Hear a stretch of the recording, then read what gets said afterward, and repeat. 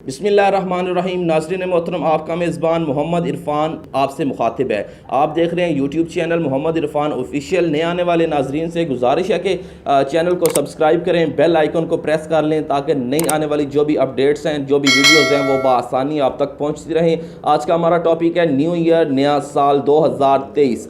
2022 जो है वो उसका आखिरी सूरज आज तुलू है। आज हम आखिरी दिन में दाखिल हैं। आज रात 12 बजे के बाद जो है वो 2023 का आगाज़ हो जाएगा।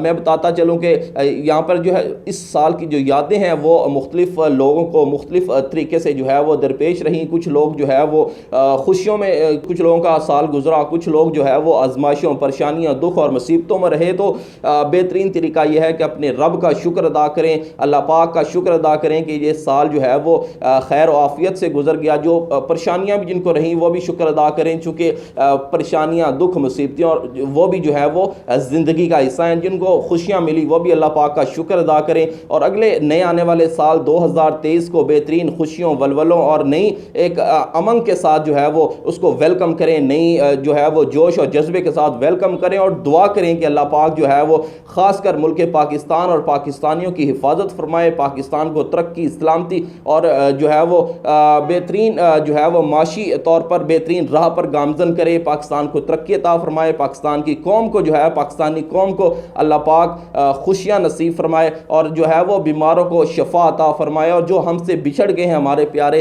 अल्लाह पाक उनको जन्नतुल फिरदौस में जो है वो जगह अता फरमाए। आज की जो शॉर्ट पैगाम आज का यही था कि नए आने वाले साल को जो है वो बेहतरीन खुशियों और बेहतरीन वलवलों और बेहतरीन जज्बे के साथ वेलकम करें और जो साल 2022 गुजर चुका है उसको बेहतरीन तरीके से उसका जो है इख्तिताम करें और दुआ करें कि अल्लाह पाक हमारे लिए आसानियाँ पैदा फरमाए और हमें आसानियाँ बांटने की तौफीक अता फरमाए। अल्लाह निगहबान।